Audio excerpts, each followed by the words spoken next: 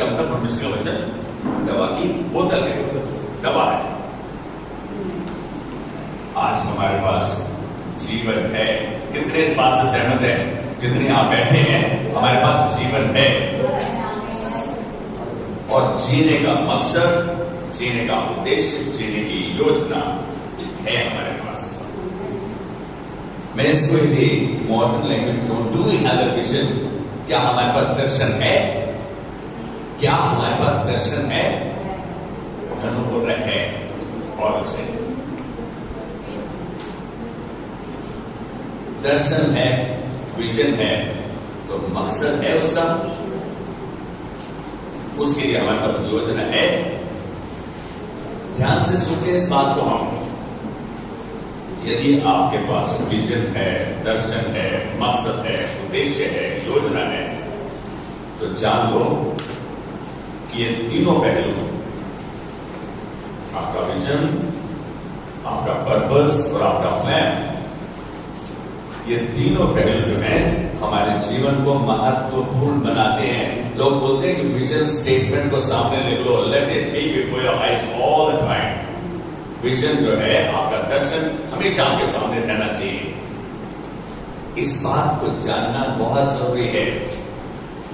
ये आपके जीवन को महत्वपूर्ण बनाते हैं, सिद्ध करते हैं, सार्थक बनाते हैं। अब मैं थोड़ा सा इसको डिवाइड कर रहा हूं। यदि ये मकसद, यदि ये दर्शन सांसारिक है, आपका सेल्फिश मोटिव के लिए है, सेल्फ सेंटर्ड है, सेल्फ मोटिवेटेड है, तो सच में ये आपके जीवन में जहर घोलने वाली बात है। मैं ये नहीं कह रहा कि ये आपको सफल नहीं करेगा, लेकिन आपको जीवन के उस पहलू तक नहीं लेकर जाएगा जिस पहलू तक परमेश्वर आपको ले जाना चाहता है। मैं कहूँ, यदि आपका दर्शन मसीही है, वचन पर आधारित है, वचन पर केंद्रित है, तो ये आपके लिए, आपके जीवन में सोने पर सुहागा है, भरपूरी का जीवन है, सादा जीवन, सरल जीवन, वचन पर आधारित जीवन, वचन पर केंद्रित जीवन। मैं वचन की बात क्यों कर रहा हूं?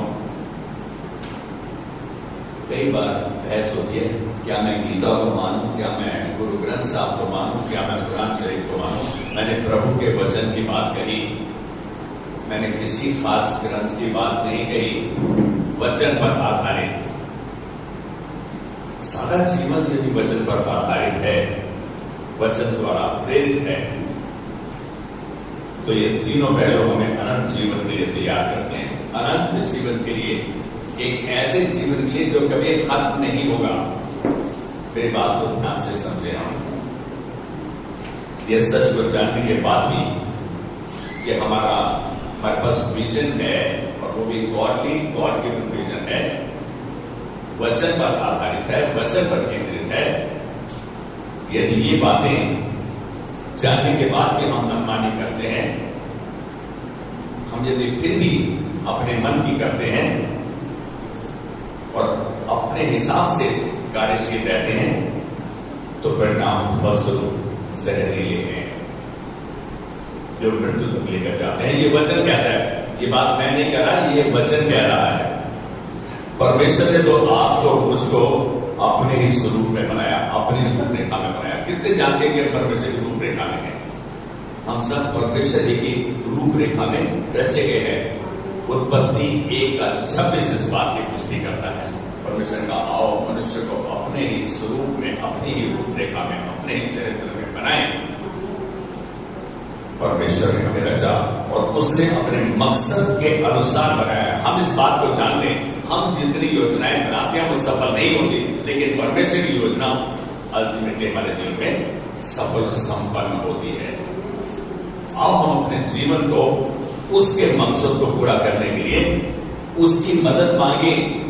हमें आज जरूरत किस चीज की है? आज मैं कहूँगा 99.9% लोगों का मकसद क्या है? कि मैं संपन्न हूं, मेरे पास अच्छा घर हो, अच्छी बीवी हो, बच्चे आज्ञाकारी हो। ये सब हमारे मन में योजनाएं रहती हैं, क्या सच है? माएँ तो यही चाहते हैं उसके बच्चे सफल और संपन्न हो। माँ बाप के लिए इससे बड़ा और सुख की बात क्या है कि वो अपने बच्चों को सुखी देखे, बच्चों को संपन्न देखे।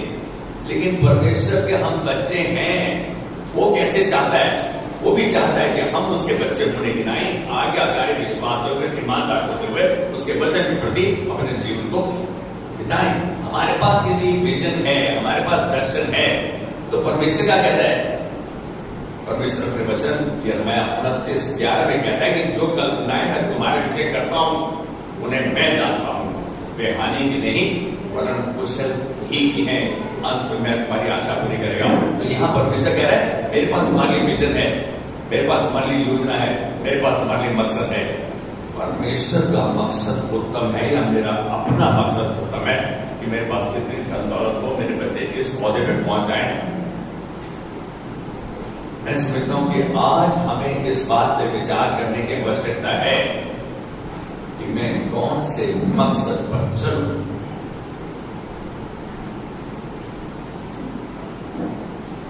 ज्यादातर लोग ये चाहते हैं कि मेरा बच्चा इंजीनियर बन जाए, मेरा बेटा डॉक्टर बन जाए, मेरा बेटा सीईओ बन जाए। सभी चाहते हैं, क्या सभी बन जाते हैं? जिसको परमेश्वर ने निर्धारित किया है। हम कई बार प्रधानमंत्री मंत्री के बारे में बहुत चर्चा करने लगते हैं, अरे मनमोहन सिंह तो ऐसे ही है, मोदी ऐसे ही है। आप जानते हैं परमेश्वर की इच्छा के अनुसार अधिकारी ठहराया जाता है। परमेश्वर की इच्छा के अनुसार, ये सब परमेश्वर की इच्छा के अनुसार हम इनका आदर भी करें और इनके लिए विनती प्रार्थना भी करें। जाने हम सच्चाई तो यह है कि यीशु के द्वारा आप और मैं पाप दोषों से मुक्ति पाए हुए हैं। आप और मैं पाप और दोषों से मुक्ति पाए हुए हैं और हमारे पाप सदा के लिए ढके जा चुके हैं। He has cleansed our slate once and for all. उसने कहा कि मैं तुम्हारे पापों को स्मरण भी नहीं करूंगा। हम तो फटाफट कल की बात को बोलते देखा, कल भी तूने यही किया था, अभी यही कर रहा है। हम बार बार याद करते हैं, परमेश्वर कह रहा है मैं तुम्हारे पापों का स्मरण ही नहीं करूंगा, याद ही नहीं करूंगा, लेकिन हम तो याद करते हैं। तो फिर हमको यदि उसने अपनी रूपरेखा में ढाला है तो ये हमारी जिम्मेवारी है कि अपने आप को वचन के साथ अवगत कराएं। Let's remind ourselves with the word of God and let's walk in resonance with the word of God. परमेश्वर के वचन के संतुलन में होते हुए चलें और उसके लिए हमें परमेश्वर के वचन का जानना आवश्यक है। यदि तुम सच्चाई को जानोगे तो सच्चाई तुम्हें आजाद कर देगी। When you know the truth, truth shall set you free. Where from comes the truth? Truth only comes from the word of God. सच्चाई केवल वचन के द्वारा मालूम पड़ती है हमें। हम जाने कितना आनंद है कि हम पाप मुक्त हैं, श्राप मुक्त हैं।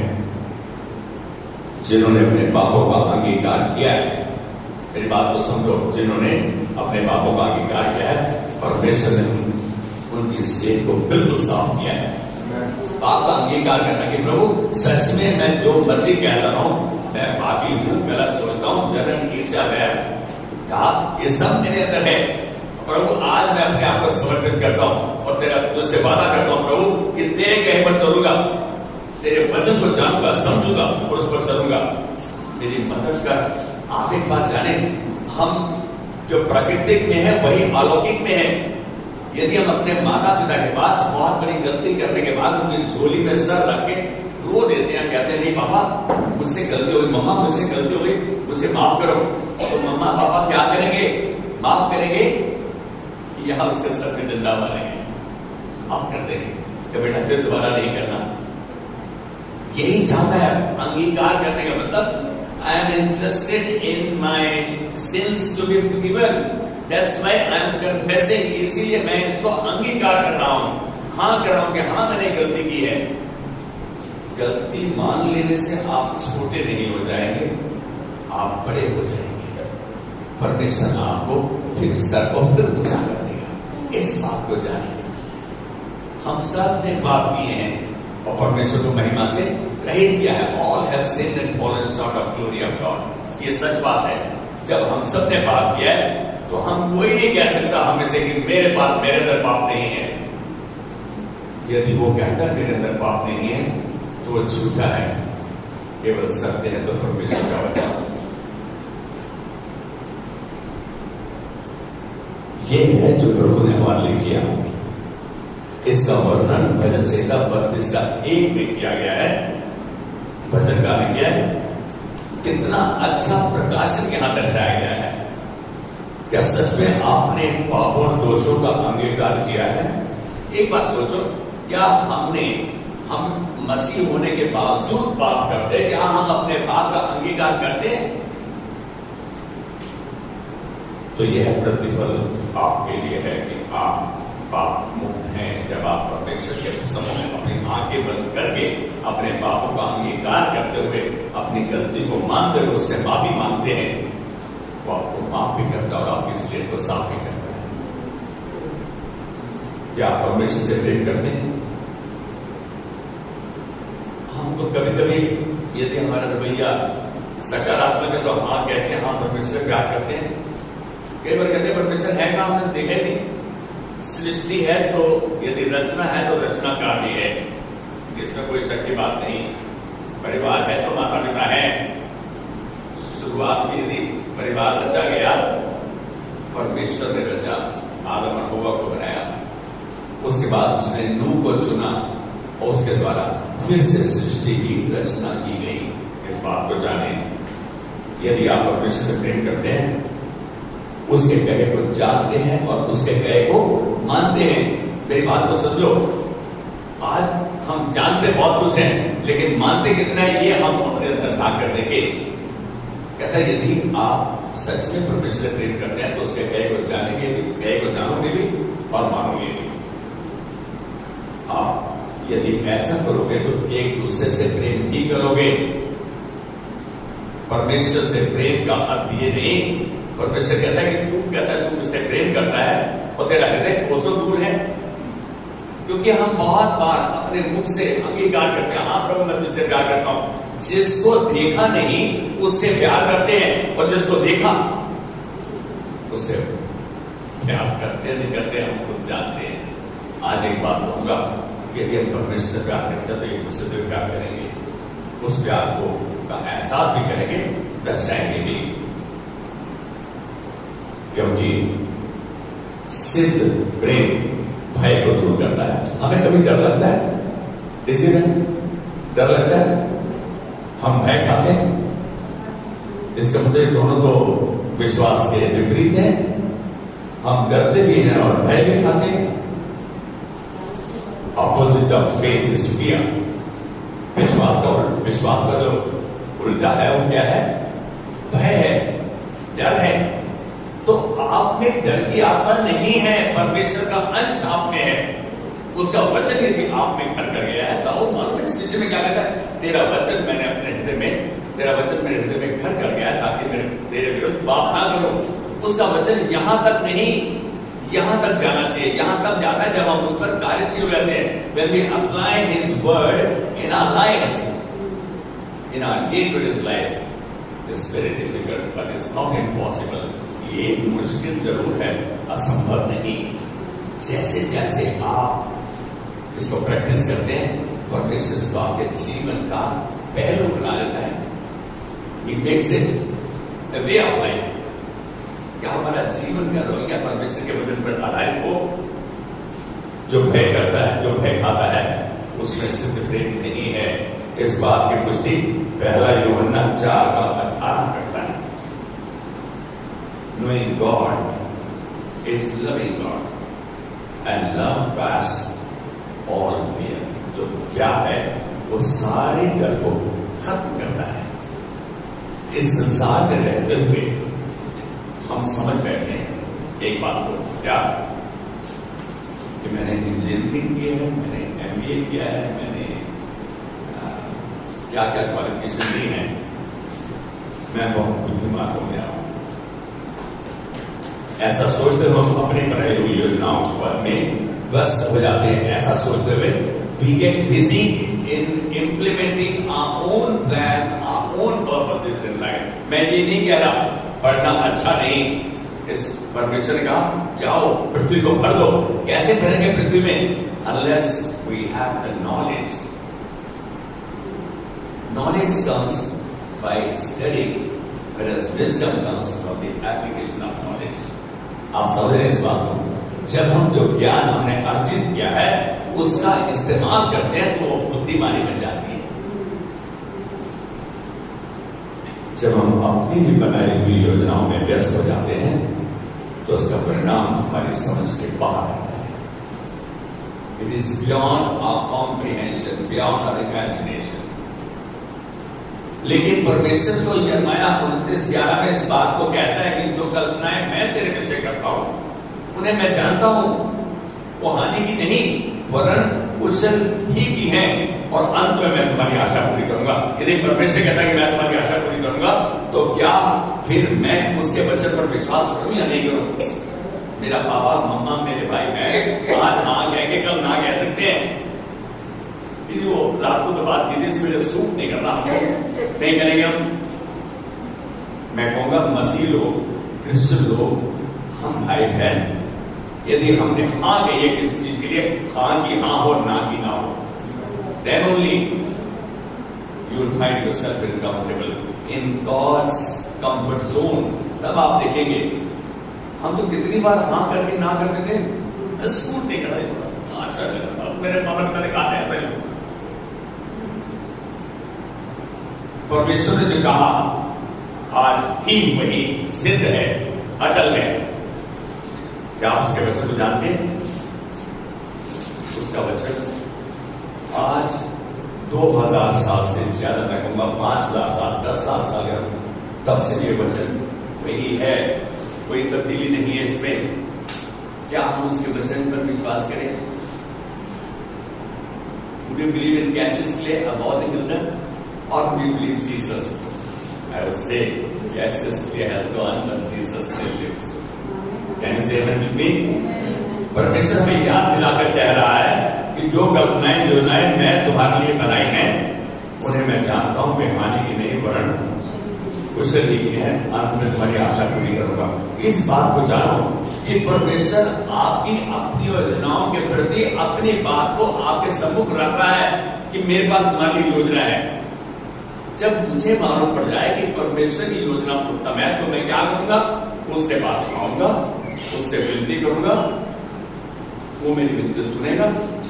इसी आयत के लिए आगे जाते हैं, बोलता है जब तुम संपूर्ण मन से मेरे पास आओगे तो मैं तुम्हें मिलूंगा। परमेश्वर इस हद तक जा रहा है, हमसे समर्पण चाहता है, हमसे चाहता है कि हम उसके पास आकर उसके प्रति विश्वास होकर, उसके वचन के प्रति विश्वास होकर आज्ञाकारी और ईमानदार रहें, ताकि वो अपनी योजनाओं को हमारे अंदर सफल और संपन्न करे। आज एक बात जानो, सबकी इच्छा है कि हम सफल नहीं हो, संपन्न नहीं हो। कोई ऐसा है जो फेलियर होना चाहता है, असफल होना चाहता है? कोई नहीं। लेकिन काम तो हम वही करते हैं कि प्रोफेसर जितना मर्जी तेरे वचन को जान लूं, लेकिन करूंगा अपने मन की। वो गांव की भाषा में क्या कहते हैं? बच्चों का कहना सर माथे पे पतला वही गिरेगा। इस बात को कहते करके भी भाई गांव में चले जाओ तो आपको इतनी पॉलिटिकल नॉलेज नहीं है जितनी उन पर चौपाल में रात को बैठे कितना डिस्कशन करते हैं। लेकिन एक बात जरूर है, कोई यदि भूत आती है तो भूत अवैध कर वही तो मैंने सूट करेगा। लेकिन आज मैं एक बात कहूंगा, सिद्ध मनुष्य वही है जो परमेश्वर की बात को जानता है, समझता है, मानता है। और मैं बहुत बार बोलते हैं बातें सुनने के लिए ठीक है, लेकिन मानने के लिए मैं एक बात कहूंगा, तो जुर्बे के आधार पर कि जो परमेश्वर की बात मानता है, परमेश्वर उसको किसी बड़ी वस्तु की घटी नहीं छोड़ता। मैं इसको मत्ती 6:33 से कहेगा, पहले परमेश्वर कह रहा है पहले तुम मेरे धर्म और राज्य की खोज करो, इसका मतलब मेरे वचन में मुझे ढूंढो। कहता है बाकी सब वस्तुएं भी तुम्हें दे दी जाएंगी। इंग्लिश वर्जन क्या होता है? Seek ye the kingdom of God and His righteousness, and all other things shall be added unto you। सब चीजें तेरे पीछे पीछे आएंगी, they will follow। यदि परमेश्वर मेरी बात मानता है क्योंकि मैं उसके वचन पे चलता हूं, तुम्हारी बात मानेगा। He is not a respecter of a person। जो उसके कहे पर चलेगा उस आशीष का स्रोत बनाएगा। आज मेरी योजना ज्यादा उत्तम है या उसकी योजना? हम अपने जीवन में झांक कर देखें क्या बनना चाहते हैं, क्या करना चाहते हैं। क्या हो जाता है? हम हम जानते भी नहीं। परमेश्वर के वचनों पर चलना ही हमें प्रभु प्रेम में लौलीन होना है। यदि हम प्रभु के वचन में चलते हैं तो प्रभु में हम लौलीन हो जाते हैं। इफिसियों 3:20 बहुत इंपॉर्टेंट वचन है, ध्यान से यदि कोई पढ़ सकता है तो आई अप्रिशिएट। इफिशियंस 3:20, इफिशियंस 3:20 में इस बात को परमेश्वर ने पक्का किया है और कहा अब जो ऐसा सामर्थ्य है, परमेश्वर के बारे में कहा गया अब जो ऐसा सामर्थ्य है कि हमारी विनती और समझ से कई अधिक काम कर सकता है, हमारी विनती और समझ से कई अधिक काम कर सकता है उस सामर्थ्य के अनुसार जो हमारे अंदर कार्यरत है।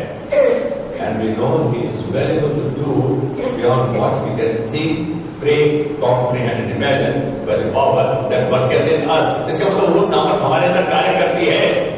हम जब उसको अलाउ करेंगे उस सामर्थ को कार्य करने के लिए, then only he will fulfill what he has in his mind। फिर वो करने पाएगा जो उसके मन में है।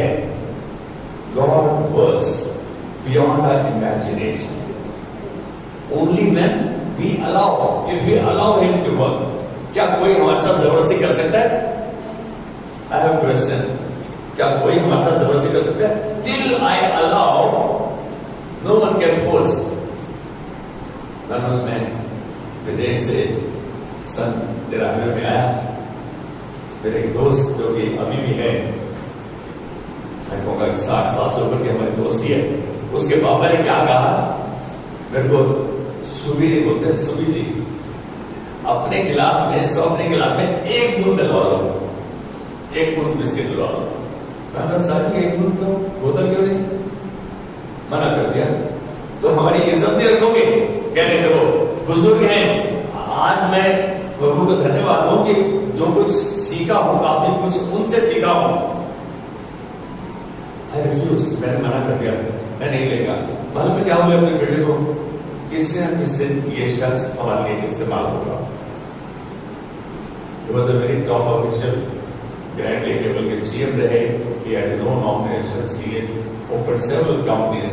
लेकिन मैं आज एक बात कह रहा हूं, यदि आप परमेश्वर के वचन पर अटल रहते हैं, अड़ जाते हैं, आपको शायद लोग अड़ियल भूलेंगे, अरे बेवकूफ है, ऐसे ही है। आज एक बात बोलूं, मैं दुनिया के लिए बेवकूफ बनने के लिए तैयार हूं, लेकिन परमेश्वर का काम मानने के लिए मैं कहूँगा प्रभु हाँ कहूँगा तेरी बात होगी। आज एक बात कहूँ, कौन यहाँ बैठा हुआ अपने माता पिता के लिए हमेशा हाँ कहता है? हमेशा उसने अपने माता पिता की बात मानी? कौन ऐसा है? हमेशा। प्लीज ध्यान से आंसर देना। हमने बहुत बार अपने माता पिता को तुच्छ जाना है, हमने उनके विरोध में निकाला है, हमने अपशब्द भी कहे हैं, हमने अपनी मनमानी भी की है। अरे अपने माता पिता का आदर करो। Honor your parents, it will go well with you. You will eat the best of the land. This is what the word of God confirms।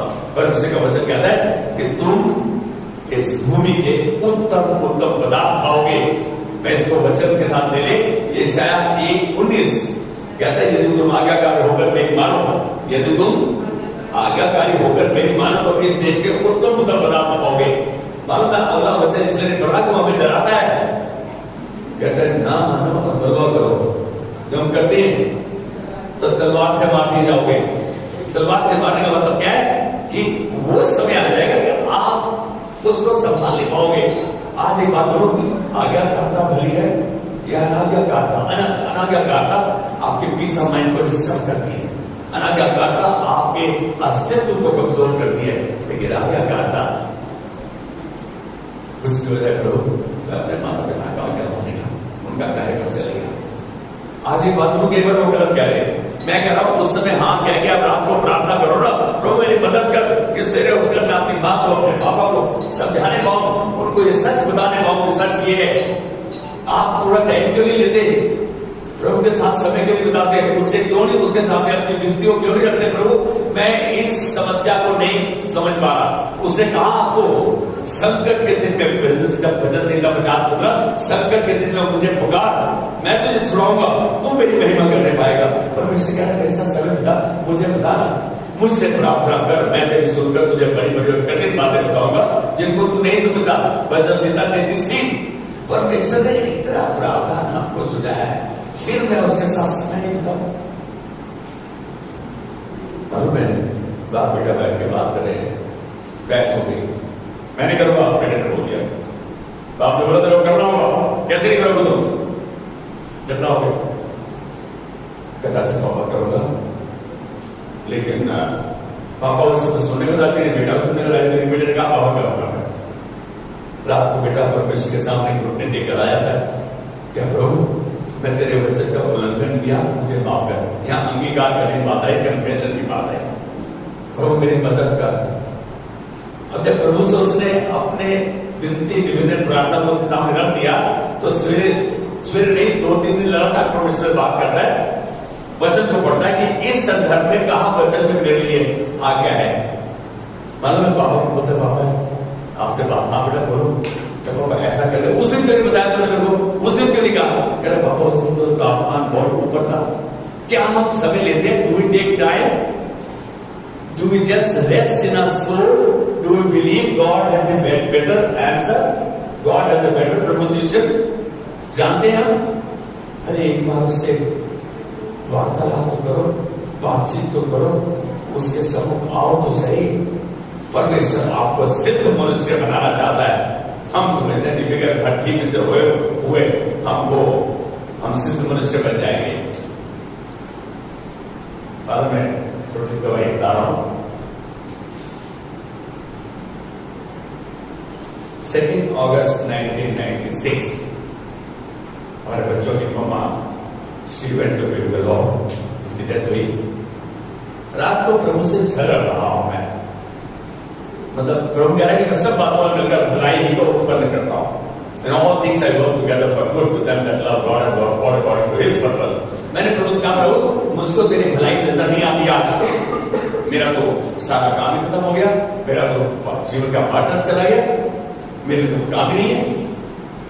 परमेश्वर ने 1 घंटे के बाद फिर कुछ बैठा हुआ था, 2:45 के सवेरे मॉर्निंग का टाइम था।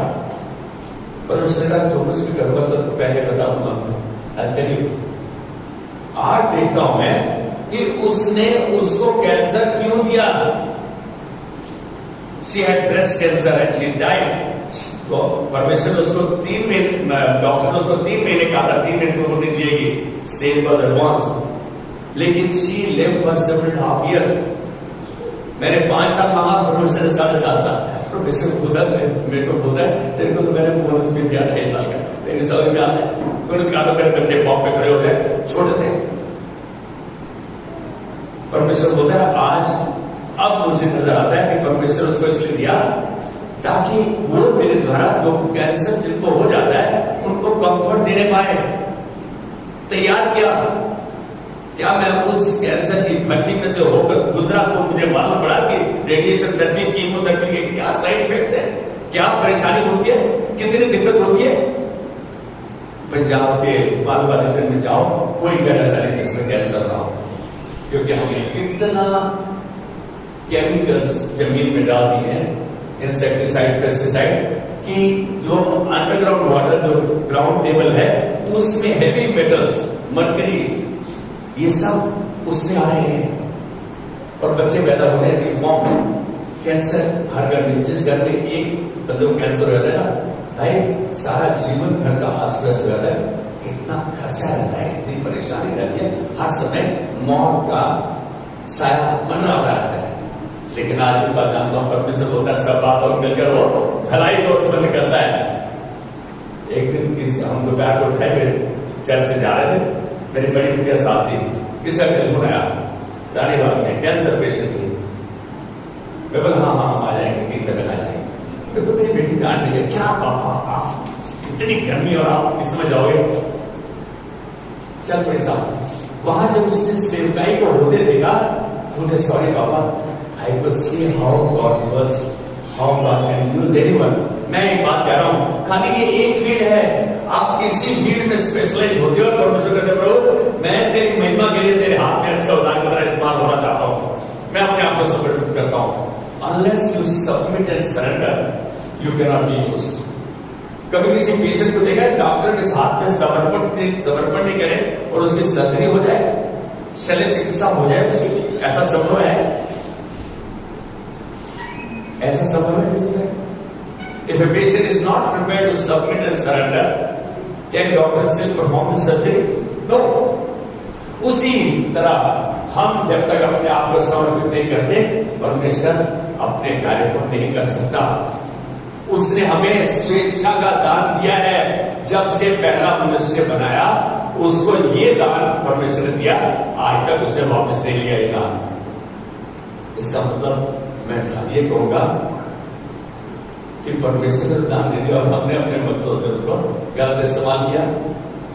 आज एक बात है, प्रभु मैं तेरे वचन पर चलकर तेरी आज्ञा को मानता हुआ तेरे कहे पर चलूंगा। हम उससे वादा कर सकते हैं और वैसा करते हुए अपने जीवन को बिताएं। देखो कोई भी समस्या आपके लिए असंभव नहीं होगी। You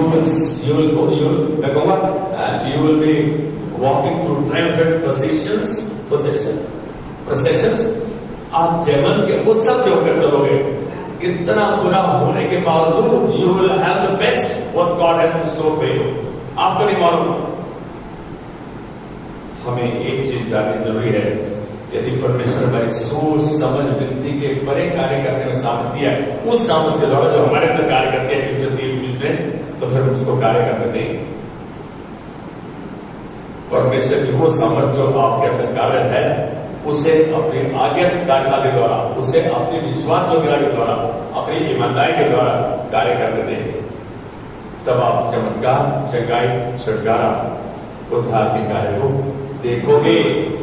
हम सब चाहते हैं कि मैं किसी के घर पे हाथ रखूं, बस चंगा हो जाए। दास कोई नहीं बनना चाहता, बॉस कोई बनना चाहता है। दास बनने के लिए आपको नम्र होना पड़ेगा, आपको दीन होना पड़ेगा, आपको शायद जिल्लत सहनी पड़ेगी, आपको बहुत कुछ सुनना पड़ेगा। दास तो सुनता है। गांव में अभी कोई दवाई है, कई गांव में दवाई है, हम जानते हैं इसको। ये शायद 26 का 3। ऐसा करने से वह अपनी संपूर्ण शांति को, यदि आप समर्पित करते हो, कहते हैं ऐसा करने से वह अपनी संपूर्ण शांति को आप में स्थापित करता है। किन के लिए स्थापित करता है? जिनके मन तुझ में धीरे धीरे हुए हैं। Those who patiently wait for your word, क्योंकि वे तुझ पर भरोसा रखते हैं। जो परमेश्वर पर भरोसा रखते हैं, उसके कहे पे चलते हैं, God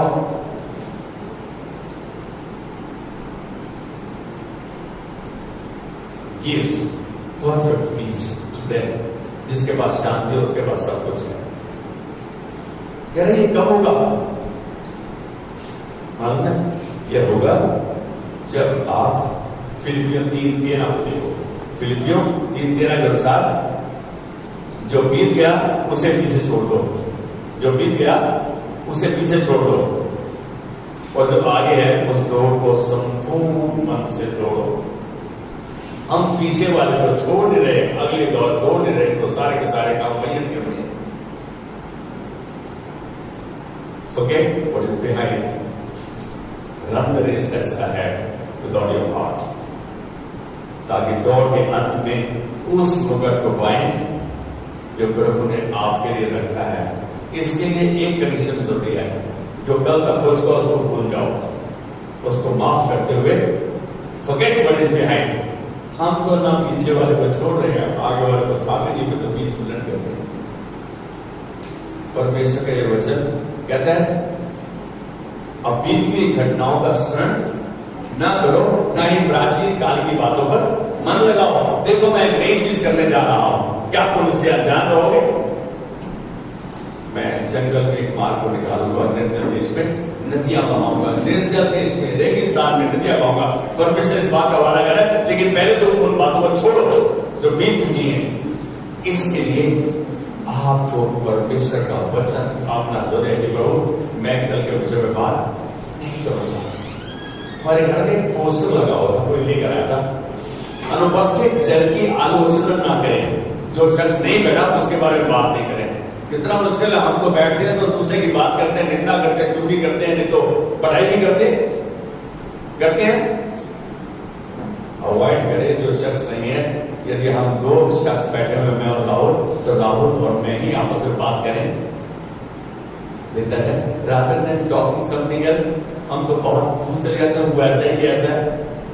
यही चीजें खराबी को उत्पन्न करती हैं, यही बातें घूमकर फिर वापस उनके पास पहुंच जाती हैं। क्यों हम इसको अवॉइड नहीं करें? क्या आप ओपन सेक्रेटरी है या कॉन्फिडेंशियल सेक्रेटरी है? मैं विदेश में था, देयर वाज अ सेक्रेटरी, तो नहीं ओपन सेक्रेटरी, सब कुछ बता देंगे। तो आज परमेश्वर हमको कॉन्फिडेंशियल सेक्रेटरी बनाना चाहता है।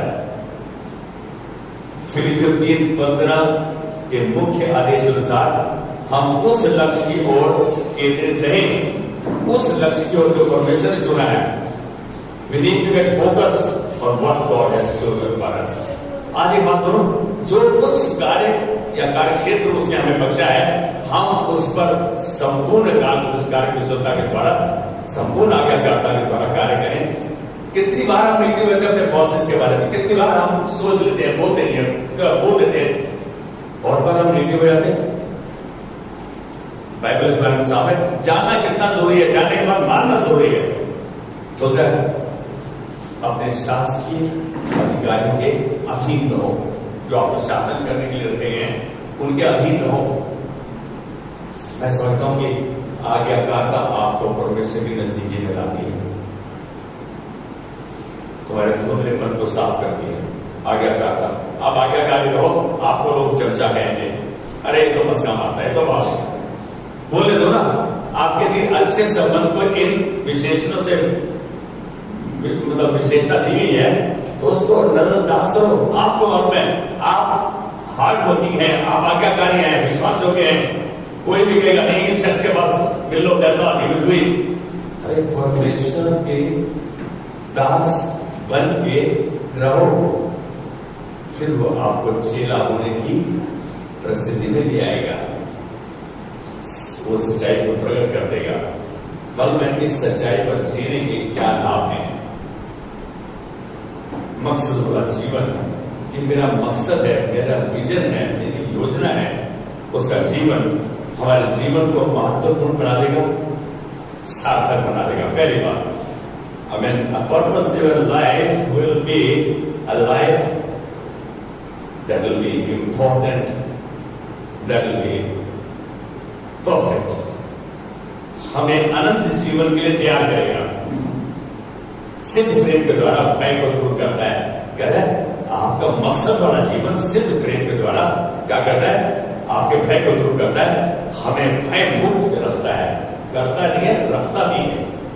When we continue working in that way, हमारे हृदय की इच्छा को पूरा करता है। ये परमेश्वर का अंत में मैं तेरी आशा पूरी करेगा। He has promised that in the end I am giving the desires of your heart. तुम्हारे हृदय की इच्छा को पूरा करेगा। हमारी सोच समझ विनती से बढ़कर कार्य करता है वो। जब हम मकसद वाला जीवन जीते हैं आज्ञाकारिता से, संपूर्ण सुरक्षा और शांति को देता है। आप देखा, हमने वचन में देखा कि He gives us perfect peace, हमारे दर्शन के धुंधलेपन को साफ करता है। आज एक बात कहेंगे, कोई ऐसा नहीं है जो परफेक्ट है, लेकिन आज हम अपने आप को परमेश्वर के हाथ में देंगे, ताकि वो जिस मकसद से उसने हमें रचा है, अपने मकसदों को हमारे अंदर हमारे द्वारा सफल और संपन्न करे। और वो तभी रहेगा जब हम अपने आप को उसके हाथ में देंगे। आइए खड़े हो जाएंगे, धन्यवाद देते हैं प्रभु। अपनी आंखों को बंद करेंगे। प्रभु आज इस बात को अंगीकार करने में हमें कोई आपत्ति नहीं। आज हम अंगीकार करते हैं प्रभु कि हमने सबने पाप किया है, हम सब ने तेरा कहा जा रहा है, लेकिन आज हम चुनाव करते हैं प्रभु, क्योंकि तूने कहा जो योजना तेरे पास है वो उत्तम है, और तूने ये भी कहा कि अंत में तुम्हारी आशा पूरी करेगा। हम आज अपने आप को बिना शक के प्रभु समर्पित करते हुए कहते हैं, हेलो विद अस, अपना मार्ग हमारे अंदर से निकाल और हमें अपने हाथों में एक अच्छे औजार की तरह तैयार कर, ताकि तेरे हाथों के इस्तेमाल हम एक दूसरे की आशीष का कारण बने, न कि श्राप का। धन्यवाद देते प्रभु, आज हम तेरे मकसद के अनुसार, तेरे वचन के अनुसार अपने जीवन जीने के लिए वचनबद्ध। आज तेरे बालों में अभिषेक चंद्र भाई को प्रयास करते हैं इस छोटे परिवार के लिए। वो जो आज नहीं आने पाए प्रभु उनके लिए आश्रित करते हैं इनको यीशु मसीह के नाम में। और तेरा अनुग्रह हमारे लिए पर्याप्त है। हम इनके जीवनों में और जीवनों के द्वारा तेरी महिमा को देखते हैं यीशु मसीह के नाम में। आमेन आमेन कहते हैं आमेन आमेन। आज इस गीत को छोड़ गीत को मैं धन्यवाद के साथ मानकर तेरी बात जीऊंगा प्रभु तेरे लिए।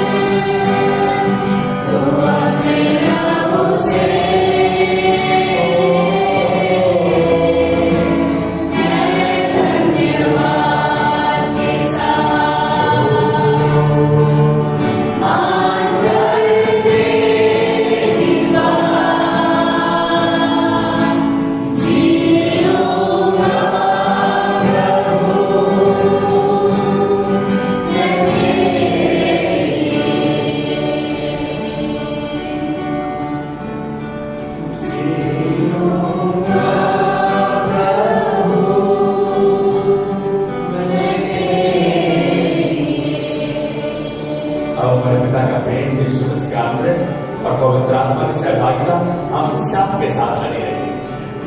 धन्यवाद प्रभु, तुमने आज इस विनती को सुना है और इन बच्चों का नियंत्रण भी किया और संचालन भी कर रहा है। अब इनके अंदर तेरी महिमा देखते हैं यीशु मसीह के नाम में। Amen.